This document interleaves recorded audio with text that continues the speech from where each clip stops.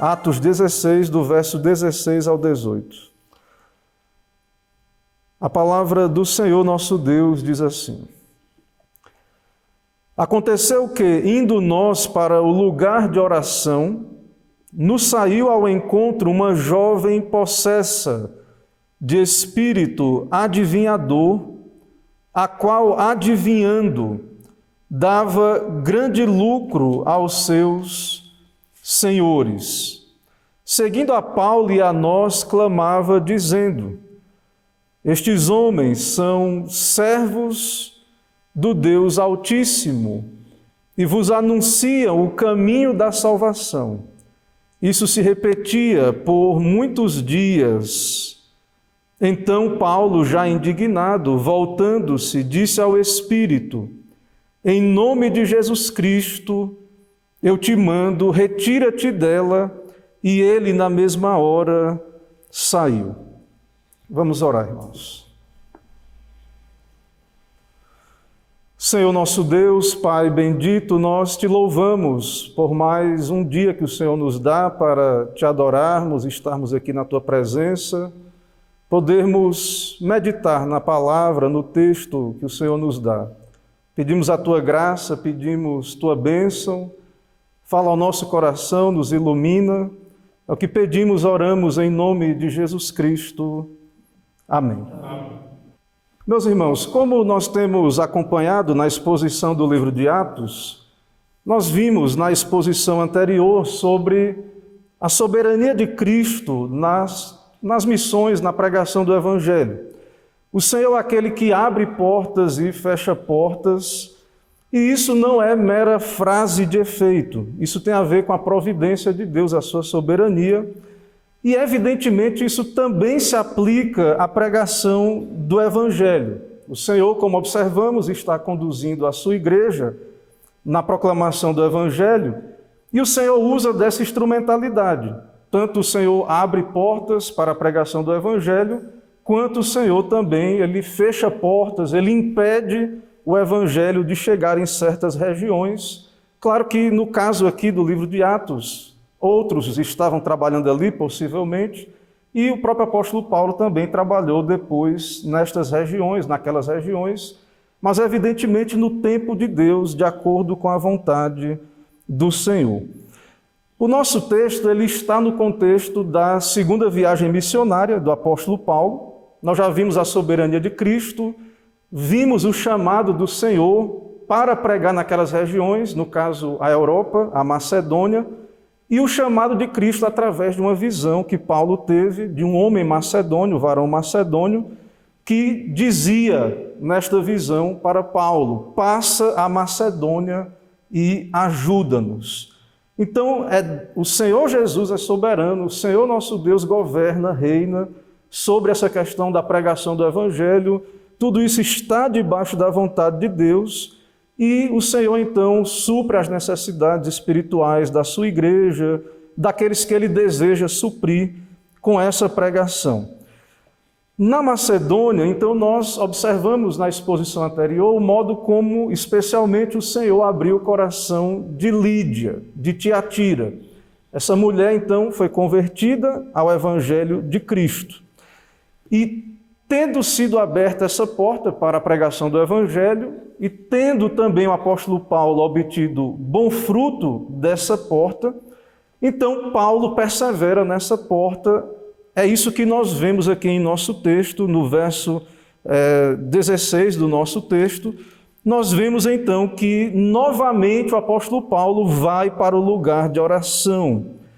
E ao ir para esse lugar de oração, então, o texto fala de uma jovem possessa de um espírito adivinhador que vai ao encontro do apóstolo Paulo, e nós vamos ver então que Deus vai libertar essa jovem pela ação do apóstolo Paulo, que dá ordem de expulsão a esse demônio, e nós cremos que pela pregação do Evangelho essa jovem, o texto não diz diretamente, mas possivelmente há vários indícios no texto, pela própria linguagem, o formato do texto, a sua maneira de expor o assunto, muito semelhante a outras partes do Evangelho.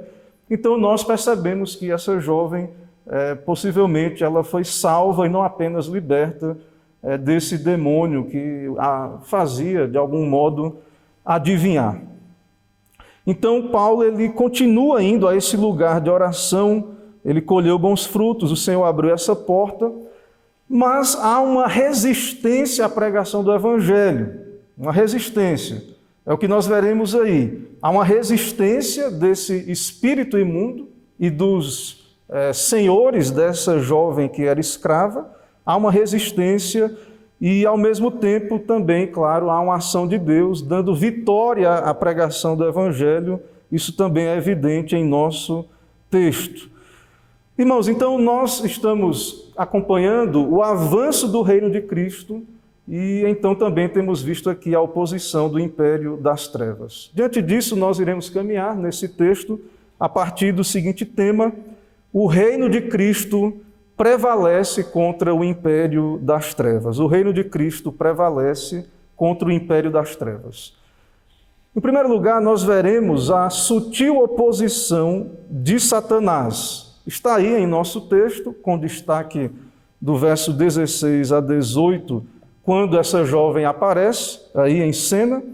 Então nós vemos que ela irá, como que anunciar o apóstolo Paulo como um servo do Deus Altíssimo, e que anuncia o caminho da salvação. Obviamente, essa jovem que está falando por meio de um espírito adivinhador, de um espírito, então, no caso, um demônio, ela de fato não está contribuindo com o apóstolo Paulo, com a pregação do Evangelho. O que de fato está acontecendo aqui é Satanás trabalhando para impedir o progresso do Evangelho. Então, de fato, o que está acontecendo, isso é aqui. Então, no verso 16, Paulo, retornando ao lugar de oração, Lucas registra que essa jovem saiu em encontro ao apóstolo e à sua equipe, dava grande lucro aos seus senhores e clamava dizendo: estes homens são servos do Deus Altíssimo e vos anunciam o caminho da salvação. Irmãos, espírito adivinhador no original, a Piton, é uma pitonisa. Essa serpente, Piton, era uma serpente lendária, morta por Apolo, o deus da profecia, e havia essa lenda, esse conceito de que esse espírito habitava em médiuns, algo relacionado ao que falava-se de um oráculo de Delfos. Então era comum essa ideia de mulheres sacerdotisas preverem o futuro. E então esse nome passou a ser usado, Piton ou pitonisa, ali no original. Obviamente, o Senhor Deus, na sua lei, especialmente ali no Pentateuco, em Deuteronômio, falando a Israel, o Senhor proibiu esse tipo de ocultismo, esse tipo de prognóstico do futuro, adivinhação. Em Deuteronômio 18, 10 a 14, o Senhor diz a Israel que não deveria haver dentro do povo de Israel adivinhador, prognosticador, agoureiro ou feiticeiro, ou encantador ou necromante, nem mágico, nem quem consulte mortos. E o Senhor diz a Israel que isso é abominação, esse tipo de prática é abominável diante de Deus. E foi por conta desse tipo de prática que o Senhor expulsou de diante dos filhos de Israel aquelas nações que habitavam na terra de Canaã. É uma prática pagã, aqueles povos ali, os cananeus, praticavam isso, e um dos motivos, dentre os quais eles foram expulsos, foi de fato um juízo de Deus contra estas práticas. Então, Satanás, usando essa mulher, uma mulher adivinhadora, ou seja, uma mulher possessa de um demônio, um instrumento de Satanás, e ao mesmo tempo essa mulher dava grande fonte de lucro aos seus donos. Nas Escrituras, no Novo Testamento, no Evangelho, nós temos manifestações similares a essa no ministério de Cristo. Lá você lendo os Evangelhos, os demônios foram os primeiros a reconhecerem Jesus e anunciavam: tu és o Cristo, o Filho do Deus vivo. E nós vemos aqui, claro, a continuação do ministério de Cristo através dos apóstolos, E nós vimos então, muito semelhante ao que acontecia com Jesus, nós vemos um demônio aqui anunciando Paulo e algo bem similar. Então, irmãos, o império das trevas, de fato, se opõe ao reino de Deus. E veja que não é uma oposição de perseguição ou de martírio, é uma oposição sutil. Esse demônio, então, ele clamava e era algo constante, repetitivo, como um assédio constante, atrás ali do apóstolo Paulo, dia após dia. E então esse demônio, ele anunciava Paulo como um servo do Deus Altíssimo e como alguém que anuncia o caminho da salvação. Há uma sutileza, de fato, Satanás, por mais que ele diga uma verdade, o propósito não pode ser bom. Satanás é o inimigo de Deus. Então, de fato, os comentaristas e nós podemos questionar por que motiva essa mulher, e parece até que está falando algo que poderia contribuir com o ministério do apóstolo. Alguns acham que é algo satírico, é algo que está escarnecendo dos apóstolos ali, de Paulo e de sua equipe. Outros acham que, de fato, como que rangendo os dentes, essa mulher falava destas coisas ali, no caso, esse espírito imundo na boca daquela mulher. E outros acham, de fato, que há uma deturpação. Alguns acham que, de fato, quando na nossa tradução temos aí o Deus Altíssimo, poderia ser uma referência a Zeus ou outro Deus, e o caminho da salvação poderia ser algo genérico, de fato, então seria algo que não contribuiria com a pregação do Evangelho e com os ministros de Cristo ali. O fato é que não é positivo, não é algo que contribuía com a pregação apostólica. Ou seja, é uma resistência de Satanás. Então, em segundo lugar, nós temos aí no nosso texto a resistência ao reino de Cristo, a resistência que vimos aí, e nós temos também a resistência apostólica, no caso, em segundo lugar, a resistência apostólica aos ataques de Satanás, que é o caso agora, né, de Paulo repreender esse demônio da boca daquela mulher. Então veja aí, no versículo 18, o texto diz, isso se repetia por muitos dias. Então Paulo, já indignado, voltando-se ao Espírito, disse ao Espírito, voltando-se, disse ao Espírito, em nome de Jesus Cristo eu te mando, retira-te dela. E ele, na mesma hora, saiu. Irmãos, então, como disse, há uma ação satânica, uma ação desse demônio, Satanás, então, agindo na boca dessa mulher, de fato, uma resistência do império das trevas, mas há também Paulo, então, o reino de Deus avança apesar dessa resistência, e Paulo, então, repreende esse demônio.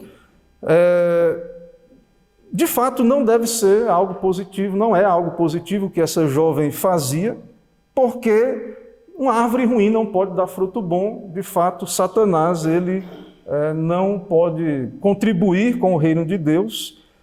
E, de fato, havia um assédio daquela mulher, daquele espírito imundo através da boca daquela mulher. Ou seja, o que há aqui é uma tentação ao apóstolo Paulo e sua comitiva, e de fato os ministros de Deus não precisam do reconhecimento dos servos de Satanás. Então, Paulo resiste, há uma oposição entre o império das trevas, o reino de Cristo, e de fato Paulo repreende esse espírito imundo na boca dessa mulher. E, em terceiro lugar, nós vamos ver que, finalmente, o reino de Cristo prevalece. Então, vimos aí a repreensão de Paulo, e veja no final do verso 18, o texto diz, e ele, na mesma hora, saiu.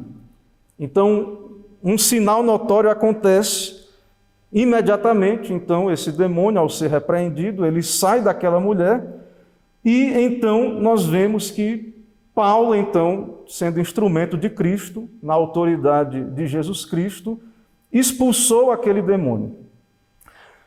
Esse tipo de libertação, irmãos, no Novo Testamento, como eu afirmei, ele aponta para algo maior. O texto ele é resumido. Na sequência, não veremos hoje, Paulo é preso e irá pregar para o carcereiro de Filipos.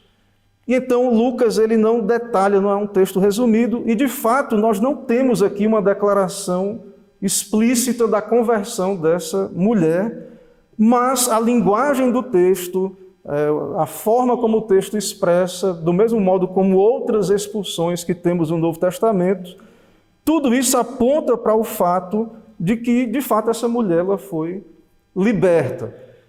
Outra questão, e aí, sim, dentro do contexto do nosso texto, na sequência, veremos, com a graça de Deus, sobre a questão da conversão do carcereiro, os proprietários dessa mulher ficam irados. Eles, então, irão agir contra Paulo e a equipe apostólica, e, de fato, esse demônio que é expulso dessa mulher, de fato, Satanás, de fato, agora passa a usar esses donos dessa mulher, então é como se agora estivesse agindo por meio destes proprietários. E eles então acusam Paulo de confusão, de prejuízo, acusam Paulo de ir contra os costumes romanos, sendo ele judeu, tentando criar essa oposição entre judeus e a cultura romana. E, finalmente, claro, a questão é que Paulo ele foi contra o lucro destes homens, de fato um lucro desonesto, explorando uma jovem que estava aflita por Satanás, possessa desse espírito, então, demoníaco. Eles vão conquistar o apoio daquela multidão, vai haver um procedimento legal, sem um procedimento legal, Paulo será preso e açoitado, e o Evangelho, então, claro, irá prevalecer contra isso. Então, a ideia justamente é essa. Apesar dessa resistência de Satanás e do império das trevas, o reino de Cristo, ele prevalece. Irmãos, diante disso, ainda quero trazer algumas aplicações para nós aqui nesta noite. Nós estamos vendo aqui algo muito belo, o modo como essa igreja foi plantada, e desde os seus primeiros convertidos, e nós vimos então a conversão de Lídia, e nós vemos então o relato dessa jovem que foi liberta desse espírito, e como afirmamos, há muita base para entendermos sim, que é uma convertida e que passou a ser parte da igreja de Filipos. E isso nos aponta, irmãos, para os pequenos começos. Então, vejam, nós vimos aí a dificuldade da entrada do Evangelho na Europa, com que dificuldades Paulo pregou ali, não havia sinagoga, e então, num lugar de oração, uma mulher é convertida, e agora, naquele mesmo lugar de oração, essa mulher possessa de um espírito adivinhador, ela é salva, ela é liberta. Então, aos nossos olhos, pode parecer algo pequeno, mas, de fato, irmãos, não é. A conversão de nenhum pecador é algo pequeno. Nós não devemos desprezar os pequenos começos. Então, foi a partir de Lídia, foi a partir dessa mulher, foi a partir do carcereiro, então, que temos uma igreja organizada em Filipos, e nós vemos em que circunstâncias, em meio a que dificuldades, a estas dificuldades que vimos aí no nosso texto. Perceba também que esses homens estavam fazendo o bem pregando o Evangelho, Paulo e Silas, e também sabemos Timóteo e Lucas está nessa comitiva, e foram escorraçados ali, presos daquela cidade, por fazer uma boa obra, que é expulsar um demônio. Então o Evangelho está sendo pregado, a palavra de Deus está sendo anunciada, e há uma resistência de Satanás. Há uma resistência, não é sem dificuldade que o Evangelho é pregado e, claro, pela graça de Deus prevalece. Isso, irmãos, nos faz lembrar, e o que Paulo mesmo, o próprio apóstolo Paulo diz em Efésios, no capítulo 6, Paulo diz, porque a nossa luta não é contra o sangue e a carne, e sim contra os principados e potestades, contra os dominadores deste mundo tenebroso. Então, o apóstolo Paulo estava consciente disso, Ele vivenciou isso aqui, nós vemos a resistência do império das trevas, de Satanás. Então, de fato, por trás daqueles senhores corruptos que usavam aquela mulher, por trás daqueles pagãos e daquelas autoridades que puniram Paulo e o prenderam no cárcere, o amarrando no tronco ali, juntamente com Silas, de fato há o império das trevas. Paulo, falando do mundo pagão, ele diz, e falando de todos nós que pertencíamos a esse mundo, ele diz que andávamos segundo o curso desse mundo, segundo o príncipe da potestade do ar. Então, tanto aqueles habitantes de Filipos, como todos e nós, antes da nossa conversão, nós estávamos então andando segundo o príncipe da potestade do ar, éramos por natureza filhos da ira, e no caso, é o que vemos aqui, é o caso destes homens que resistem à palavra de Deus, resistem ao Senhor. Então esses homens, e não deveríamos esperar nada diferente dos ímpios, eles odeiam o Deus das Escrituras, eles odeiam a Cristo, Satanás, o mundo, e então há uma oposição contra Cristo, contra o reino de Deus. E desse modo, irmãos, esses homens não podem deixar de se levantar contra o governo de Cristo, por causa da sua condição caída. Não podem deixar, mas o reino de Cristo prevalecerá. É o que vimos também no nosso texto. Irmãos, e por último lugar que eu quero trazer aqui, com relação a essa questão da depravação e do pecado destes que resistem a Cristo, outra coisa que vemos em nosso texto, é que percebam que os homens pagãos, até certo ponto, eles toleram a pregação do Evangelho, eles podem tolerar, quando não interfere na sua vida ímpia, ou também quando não mexe nos seus bolsos. Então, veja que, com relação a estes que estavam ali, aqueles homens donos daquela escrava adivinhadora, né, que adivinham, que fazia adivinhações, percebam que, de fato, Paulo estava ali pregando há algum tempo, Lídia havia sido convertida, há um intervalo de tempo entre o que acontece, a prisão de Paulo e aquela circunstância, e, de fato, quando mexeu nas finanças, atrapalhou ali a questão dos seus bolsos, então eles se levantaram contra o Evangelho especialmente. Então, é claro, há uma resistência geral contra a pregação no mundo, isso é evidente. Porém, o nosso texto nos mostra que a igreja, e outros momentos também de Atos, ali em Éfeso, por exemplo, mais na frente, quando mexeu com o culto idólatra de Diana dos Efésios, e de fato houve um prejuízo àqueles que vendiam ídolos ali, então aquela multidão se levantou contra Paulo, contra a pregação do Evangelho, e de modo especial, então, o mundo irá resistir à igreja, ao reino de Cristo, quando isso vai contra os seus interesses particulares, egoístas, pecaminosos, mas de modo especial quando isso afeta a sua economia, a sua renda ou qualquer coisa nesse sentido. Sabemos, entretanto, irmãos, que o reino de Deus ele irá prevalecer, confiamos nisso, sabemos nisso, e devemos então perseverar nestas coisas, confiar no Senhor. Irmãos, que o Senhor então nos abençoe, que o Senhor, por sua graça, aplique a sua palavra ao nosso coração. Amém. Meus irmãos, nesse momento vamos nos colocar em pé, vamos fazer oração.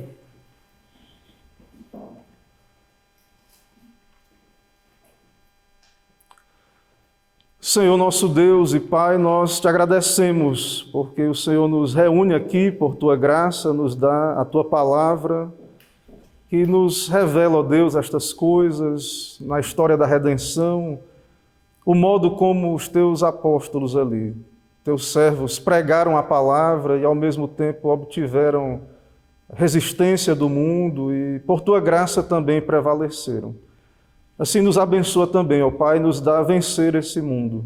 Pedimos, santifica o Teu nome, a Tua igreja, nos ajuda, ó Deus, na luta contra o pecado, Satanás e o mundo, e nos dá a reconhecer, ó Deus, que há uma oposição, uma resistência, mas também nos dá a reconhecer que em meio a essas lutas e dificuldades, sabemos que o Teu reino irá triunfar e prevalecer. Por isso pedimos, pela Tua igreja, pedimos, venha o Teu reino, seja feita a vontade do Senhor e que toda glória e honra sejam ao Teu santo nome. É o que pedimos, oramos em nome de Jesus. Amém.